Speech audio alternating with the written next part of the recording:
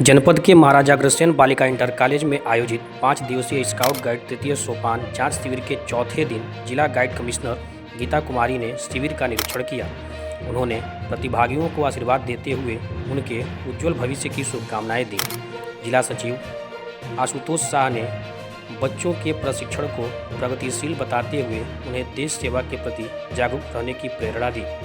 शिविर का संचालन युवा जिला संगठन आयुक्त नरसिंह कुमार सिंह द्वारा किया गया।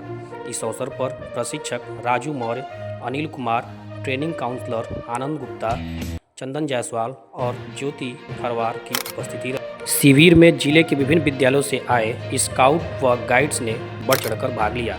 प्रतिभागियों में अंकित सिंह, शक्ति शाह, विवेकानंद, शिवम, आशीष, काजल, पलक, पूजा सहित कई नाम शामिल हैं।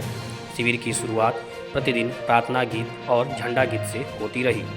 शिविर के उद्घाटन अवसर पर प्रधानाचार्य गीता कुमारी ने कहा कि स्काउट गाइड युवाओं में ईमानदारी, चरित्र निर्माण, देश प्रेम, साहसिक गतिविधियों के प्रति जागरूकता उत्पन्न करता है। मैं प्रकाश त्रिपाठी और इस वक्त मैं महाराजा अग्रसेन बालिका विद्यालय में उपस्थित हूँ। यहाँ पर स्काउट और गाइड का शिविर का आयोजन किया गया था। आइए हम जानते हैं कि इसका उद्देश्य क्या है। जिला सचिव भारत स्काउट और गाइड जनपद देवरिया। ये जो स्काउट और गाइड का शिविर का जो आयोजन किया गया इसके बारे में बताइए। ये भारत स्काउट और गाइड के अंतर्गत प्रवेश से लेके और राष्ट्रपति पुरस्कार तक शिविर का आयोजन होता है, जिसमें ये तृतीय सोपान का आयोजन है। और इस शिविर के बाद बच्चे राज्यपाल पुरस्कार कैंप में जाते हैं और राज्यपाल पुरस्कार करने के बाद इनको राष्ट्रपति पुरस्कार का फार्म भरवाया जाता है। और जब ये राष्ट्रपति पुरस्कार का फार्म भरते हैं और उसमें टेस्ट में पास होते हैं तो इनको राष्ट्रपति महोदय द्वारा प्रमाण पत्र दिया जाता है। शिविर का आयोजन यहाँ पे हुआ था, कितने दिनों तक चला है? और 14 मई से 18 मई तक ये शिविर का आयोजन है। और इस शिविर का उद्देश्य है बच्चों को अच्छा नागरिक बनाना और देश के प्रति अपनी सेवा को देना। ये बच्चे यहाँ से जब जाएंगे, जब राज्यपाल पुरस्कार जब बच्चे करते हैं तो यहाँ से इनका मेन उद्देश्य होता है, हमारा पूरा उद्देश्य सेवा भाव हो जाता है। नाम गीता कुमारी है।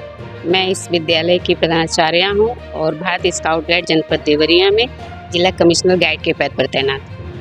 जी, ये शिविर का आयोजन हुआ है और सबसे बड़ी बात है कि इसमें गांव के प्रति क्या बालिकाओं का उद्देश्य है, क्योंकि बालिकाओं को लेकर तमाम टिप्पणियां होती हैं, उस पर आप क्या कहना चाहते हैं?